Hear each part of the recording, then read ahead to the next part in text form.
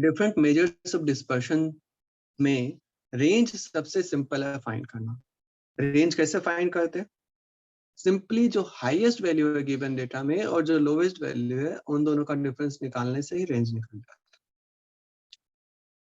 Now हम लोग दूसरा एब्सोल्यूट मेजर देखेंगे डिस्पर्शन का, वो है क्वार्टाइल डेविएशन। उसे कैसे फाइंड करते हैं? क्वार्टाइल डेविएशन को हम लोग सेमी इंटर क्वार्टाइल रेंज भी बोल सकते हैं। और क्यों बोलते हैं ऐसा, इसका मीनिंग हम लोग जल्दी समझ जाएंगे। सबसे पहले क्वार्टाइल डेविएशन को समझने के लिए हम लोग पहले एक बार रिकैप करते हैं क्वार्टाइल्स क्या होता है। क्वार्टाइल्स, क्वार्ट वर्ड में ही यहाँ पे 4 छुपा हुआ है। एक गिवन डेटा को क्वार्टाइल्स 4 पार्ट्स में डिवाइड करते हैं। तो किसी भी गिवन डेटा को 4 पार्ट्स में डिवाइड करने के लिए हम लोग को ऐसा 3 वैल्यूज पता होना ही काफी है, क्योंकि 3 वैल्यूज अगर हम लोग को पता चल जाता है तो ही वो पूरा डेटा 4 पार्ट्स में डिवाइड हो जाएगा। सो क्वार्टाइल्स बेसिकली 3 होते हैं, Q1, Q2, Q3, जिनको हम लोग रिप्रेजेंट कर सकते हैं। नाउ क्वार्टाइल्स क्या है? क्वार्टाइल्स वो वैल्यूज हैं जो गिवन सीरीज को 4 इक्वल पार्ट्स में डिवाइड करता है जब हम लोग डेटा को एक ऑर्डर में अरेंज कर देते हैं, या तो असेंडिंग या फिर डिसेंडिंग। यहाँ पे एक लाइन की हेल्प से हम लोग इसको समझ सकते हैं। सपोज पूरा डेटा एक असेंडिंग ऑर्डर में इस तरह से अरेंज है, इधर लोएस्ट वैल्यू है इधर हाईएस्ट वैल्यू है। तो ये Q1 हो जाएगा, यहाँ पे Q2 हो जाएगा, यहाँ पे Q3 हो जाएगा, इक्वल इक्वल डिस्टेंस पे।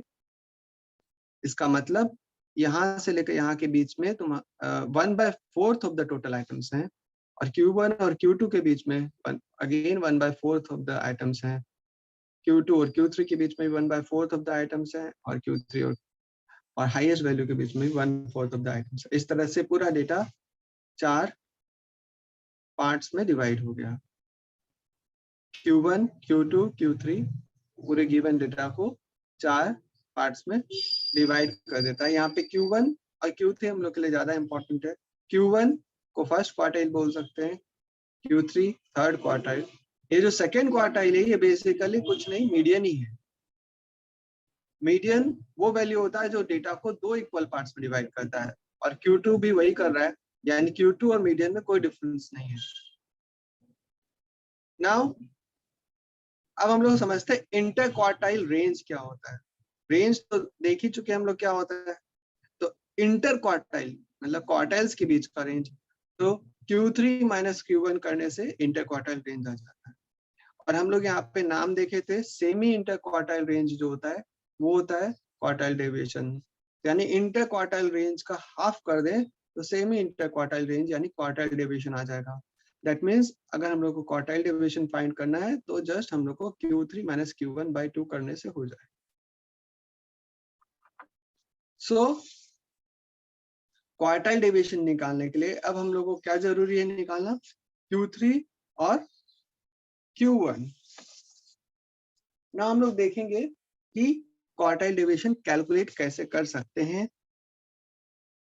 क्वार्टाइल डेविएशन कैलकुलेट हो सकता है हम लोग को जो गिवन डेटा हो इंडिविजुअल सीरीज के फॉर्म में हो, या फिर हो सकता है वो एक डिस्क्रीट सीरीज के फॉर्म में हो, या फिर कंटिन्यूअस सीरीज के फॉर्म में, डिपेंडिंग ऑन कि डेटा कैसे दिया हुआ है क्वार्टाइल डेविएशन का कैलकुलेशन होगा।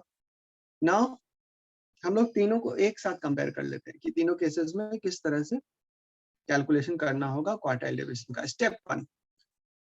स्टेप वन हम लोगों को अरेंज करना होगा डेटा।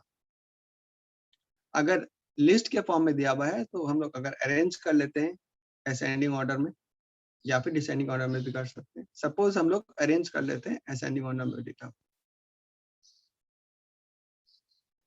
तो ये स्टेप वन हो गया अगर लिस्ट दिया हुआ है तो। और अगर फ्रीक्वेंसी सीरीज दिया हुआ है यानी डिस्क्रीट सीरीज दिया हुआ, उस केस में भी हम लोग को अरेंज करना होगा अगर अरेंज नहीं करके दिया है तो। और उसके बाद हम लोग अगर क्यूमुलेटिव फ्रीक्वेंसी निकाल लेते हैं तो हम लोग के हेल्प मिलेगा सॉल्व करने में। और अगर ग्रुप्ड फ्रीक्वेंसी सीरीज यानी कंटीन्यूअस सीरीज दिया हुआ जिसमें क्लास इंटरवल दिया हुआ रहता है, तो हम लोग को उस केस में वो तो ऑलरेडी अरेंज करके हम लोग देते हैं, तो उसमें अरेंज करने की जरूरत नहीं पड़ेगी। मेनली उसमें हम लोग क्यूमुलेटिव फ्रीक्वेंसीज फाइंड कर लेंगे जो हम लोग को हेल्प करेगा सॉल्व करने। सो फर्स्ट स्टेप हो गया, चाहे कुछ भी किसी भी तरह का डेटा दिया हुआ हो वो अरेंज होना चाहिए, और अगर वो फ्रीक्वेंसीज वहां पे हैं तो फिर हम लोग क्यूमुलेटिव फ्रीक्वेंसीज भी निकाल लेंगे तो अच्छा रहेगा। Now step 1 complete. स्टेप 2 क्या है? स्टेप 2 होगा हम लोग Q1 और Q3 फाइंड करेंगे। नाउ अगर डेटा एक लिस्ट के फॉर्म में दिया हुआ है तो फिर Q1 और Q3 कैसे फाइंड करेंगे? Q1 n+1/4 आइटम जो होगा वो Q1 होगा, और n+1/4 आइटम का 3 टाइम्स जो होगा वो वाला जो आइटम होगा वो Q3 होगा। मतलब n+1/4, यहाँ n+1/4 Q1 नहीं है, n+1/4 आइटम Q1। उसी तरह से 3 times of n+1/4 item Q3 है। लेकिन अगर जो लिस्ट है उसमें नंबर ऑफ ऑब्जर्वेशंस अगर इवन है तो हम लोग Q1 सिंपली n/4 आइटम निकालेंगे तो निकल जाएगा, और Q3 3n/4 करने से आइटम पता चल जाएगा कि कौन सा वाला आइटम Q3 होगा। दैट मीन्स अगर 15 आइटम्स है तो 15 + 1/4 करेंगे, यानी fourth item 16/4, fourth item Q1 हो जाएगा और 12th आइटम Q3 हो जाएगा। और वही अगर 16 आइटम्स है तो फोर्थ आइटम हो जाएगा Q1 क्योंकि 16 इवन नंबर हो गया, और 12th आइटम हो जाएगा Q3। सो 15 आइटम्स के केस में भी हम लोग देख रहे हैं फोर्थ आइटम है Q1 और 12th आइटम हो रहा है Q3 इस फॉर्मूला के हेल्प से। और अगर 16 आइटम्स है तो उसमें भी हम लोग देख रहे हैं इस फॉर्मूला के हेल्प से हम लोग ये देखेंगे कि फोर्थ आइटम और 12th आइटम जो है वो Q1 और Q3 है। नाउ अगर फ्रीक्वेंसी डिस्ट्रीब्यूशन दिया हुआ है, डिस्क्रीट सीरीज दिया हुआ है, उस केस में Q1 और Q3 कैसे पता चलेगा? फॉर्मूला सेम है, अगर Q1 निकालना है तो n+1/4 आइटम जो होगा वो Q1 होगा, और 3 टाइम्स ऑफ n+1/4 आइटम जो होगा वो Q3 होगा। ना अगर क्लास इंटरवल अगर दिया हुआ है उस केस में क्या करेंगे? अगर क्लास इंटरवल दिया हुआ है दैट मीन्स कंटिन्यूअस अगर सीरीज दिया हुआ है यानी ग्रुप्ड फ्रीक्वेंसी सीरीज दिया हुआ है तो उस केस में हम लोग कैसे निकालेंगे Q1 Q3? उस केस में हम लोग को डायरेक्टली Q1 और Q3 का नहीं पता चलेगा, हम लोग को पहले क्लास इंटरवल देखना होगा कि कौन से क्लास इंटरवल में Q1 और Q3 लोकेटेड है।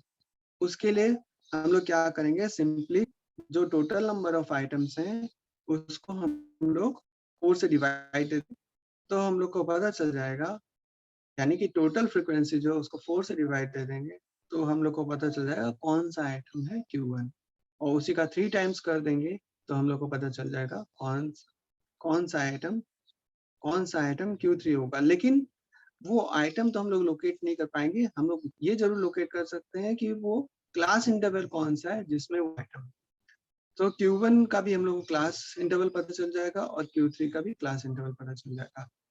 ये हम लोग एग्जाम्पल के हेल्प से देखेंगे थोड़ी देर बाद कि किस तरह से हम लोग करेंगे।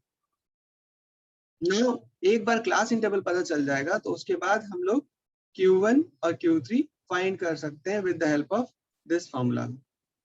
फॉर्मूला इज वेरी सिंपल, जैसे मीडियन निकालने का फॉर्मूला था उसी तरह से यहाँ पर Q1 निकालने का फॉर्मूला है और Q3 निकालने का फॉर्मूला है, बस यहाँ पर n/4 हो गया इंस्टेड ऑफ n/2 जो हम लोग मीडियन के केस में यूज करते हैं।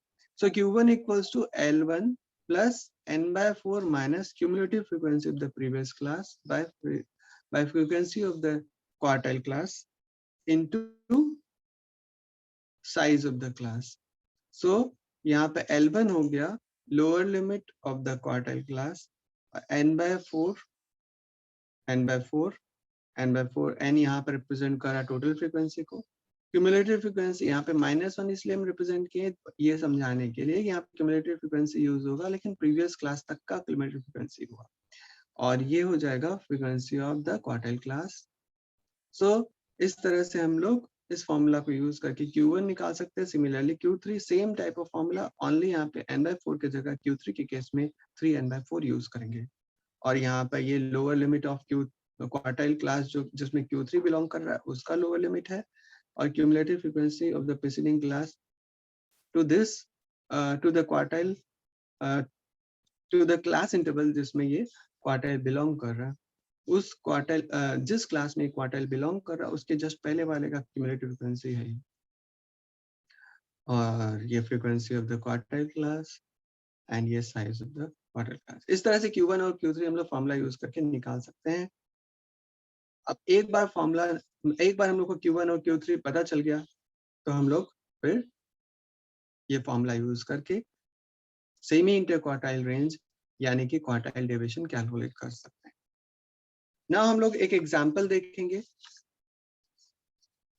जिसमें कि हम लोग सॉल्व करके देखेंगे क्वार्टाइल डेविएशन कैसे हम लोग फाइंड कर सकते हैं। यहाँ पे है क्वेश्चन, यहाँ पर डेटा दिया हुआ है, ये है पूरा डेटा। सो हम लोग को यहाँ पर जो डिस्ट्रीब्यूशन दिया हुआ है, यहाँ पे क्या डिस्ट्रीब्यूशन दिया हुआ है, number of tons of cement sold by different cells outlet of a company. एक कंपनी के डिफरेंट सेल्स आउटलेट का यहाँ पे दिया हुआ है कि कितना सीमेंट डिफरेंट आउटलेट सेल कर रहे हैं। ओके, सो यहाँ पर ये पूरा चार्ट है, tons of cement sold per day.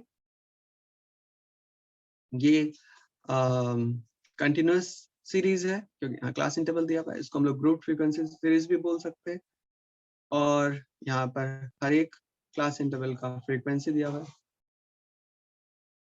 ना हम लोग क्वार्टाइल डेविएशन इस केस में कैसे निकाल सकते हैं, तो जो स्टेप्स हम लोगों ने देखा था, सबसे पहले इसमें अरेंज करने की तो जरूरत है नहीं क्योंकि अरेंज्ड ही होता है। हाँ, हम लोग क्यूमुलेटिव फ्रीक्वेंसी निकाल लेंगे क्योंकि वो हम लोग के काम आएगी। सबसे पहला स्टेप हम लोग को क्यूमुलेटिव फ्रीक्वेंसी ही फाइंड करना। सो हम लोग एक टेबल बना लेते हैं। स्टेप 1 में हम लोग जो डेटा दिया हुआ था वो लिख लिए और इसके हेल्प से क्यूमुलेटिव फ्रीक्वेंसी निकाल ली। क्यूमुलेटिव फ्रीक्वेंसी ये पहला वाला तो सेम है क्योंकि क्यूमुलेटिव फ्रीक्वेंसी क्या चीज को रिप्रेजेंट कर रहा है, 97 से कम, लेस देन 97 कितने हैं, क्योंकि less than type cumulative frequency है। तो लेस देन 97 2 है, लेस देन 102 कितने हैं, तो 2 + 5 यानी 7, लेस देन 107 कितने हैं, दिस प्लस दिस यानी 19, लेस देन 112 कितने हैं, this plus this plus this plus this 36। तो ये बेसिकली क्यूमुलेटिव फ्रीक्वेंसी हो गया। तो क्यूमुलेटिव फ्रीक्वेंसी जैसे लेस देन 97 कितना है उसको रिप्रेजेंट कर, लेस देन 2 कितना है उसको रिप्रेजेंट कर रहा है, लेस देन 107 कितना है उसको रिप्रेजेंट कर रहा है, लेस देन 112 कितना है उसको रिप्रेजेंट कर रहा है, लेस देन 117 कितना है उसको रिप्रेजेंट कर रहा है। क्यूमुलेटिव फ्रीक्वेंसी और हम लोग आराम से कैलकुलेट कर सकते हैं।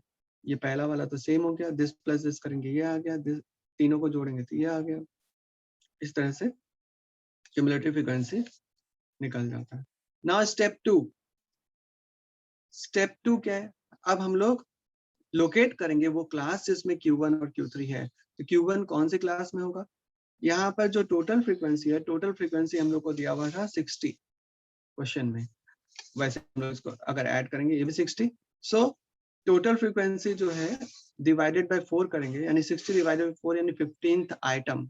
सो यहाँ पे 15th आइटम हम लोग देखेंगे कहाँ पर होगा, पहला ग्रुप में 2 आइटम्स है, सेकंड ग्रुप मतलब 102 से कम 7 आइटम्स है, 107 से कम 19 आइटम्स है। क्लियरली हम लोग देख रहे हैं कि इससे पहले तक में 7 आइटम्स है और इसके पहले तक में 19 आइटम्स है। तो 15th आइटम ऑब्वियसली इसी ग्रुप को बिलोंग कर रहा है, इसी क्लास इंटरवल को बिलोंग कर रहा है। सो हम लोग को पता चल गया Q1 इस क्लास में है। सो अब हम लोग Q1 कैलकुलेट कर सकते हैं। फॉर्मूला जैसे मीडियन का फॉर्मूला था वैसे ही, so Q1 equals to L1 plus n/4 minus cumulative frequency of the previous class divided by frequency of the quartile class into size of the class। यहाँ पे लोअर लिमिट है इस जिसमें Q1 बिलोंग कर रहा है उसका 102 लोअर लिमिट है, 100 इंटू वो हम लोग यहाँ लिख दिए, प्लस ये जो 65 4 करके आया 15 यानी n/4 minus cumulative frequency of the previous class, ये है हम लोग का क्वार्टर क्लास, इसके पहले का क्यूमुलेटिव फ्रीक्वेंसी 7, सब्ट्रैक्ट कर दिए, डिवाइडेड बाय यहाँ पे हम लोग frequency of the quarter class कर देंगे। ये जो क्लास था ये था क्वार्टर क्लास, इसका फ्रीक्वेंसी है 12, उससे डिवाइड कर दिए इनटू जो क्लास इंटरवल का साइज है 107 माइनस 100 to 5 होता है, उससे मल्टीप्लाई कर दिए एंड वी गॉट दिस। तो इस तरह से Q1 हम लोग को मिल गया जो कि 105.33 है अप्रॉक्स। नाउ सिमिलरली हम लोग Q3 निकाल लेंगे। Q3 का क्लास कौन सा होगा, क्लास इंटरवल कौन सा होगा, तो वो 3 टाइम्स ऑफ 15 हो जाएगा। That means 3 times of the total frequency that is 60/4 करेंगे। 45th आइटम, और 45th आइटम हम लोग देखेंगे, यहाँ तक तो 36 आइटम्स है, तो 45th आइटम जरूर इसी क्लास में, क्योंकि यहाँ तक में 50 आइटम्स हो गए, इधर तक 36 आइटम्स है और यहाँ तक 50 आइटम्स है, दैट मीन्स 45th आइटम इसी ग्रुप को बिलोंग कर रहा है, इसी क्लास इंटरवल को बिलोंग कर रहा है, 112 to 117। सो Q3 इस क्लास इंटरवल में है। नाउ Q3 हम लोग को पता चल गया कि इस क्लास इंटरवल में है, तो हम लोग Q3 कैलकुलेट कर सकते हैं। सिमिलरली जो फॉर्मूला हम लोग पहले डिस्कस कर चुके, मीडियन जैसे कैलकुलेट करते थे, सिमिलर काइंड ऑफ फॉर्मूला है, बस यहाँ पे मीडियन में n/2 होता है, यहाँ पे Q3 निकालना है, इसलिए हम लोग 3n/4 लिखेंगे और इस तरह से हम लोग कैलकुलेट कर लेंगे। नाउ सो Q1 भी निकल गया और Q3 भी निकल गया, सो हम लोग अब आराम से क्वार्टाइल डिवीजन निकाल सकते हैं, Q3 minus Q1 divided by 2, और जिस भी यूनिट में ये था ऑब्जर्वेशन वो हम लोग यहाँ लिख दिए, टन सोल्ड पर डे। सो हम लोग का क्वार्टाइल डिवीजन कैलकुलेट